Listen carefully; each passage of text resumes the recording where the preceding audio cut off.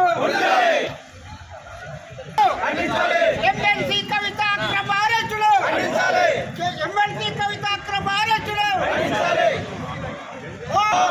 మోడీ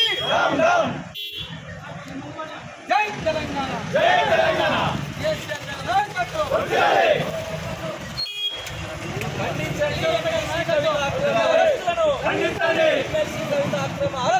ఖండించాలి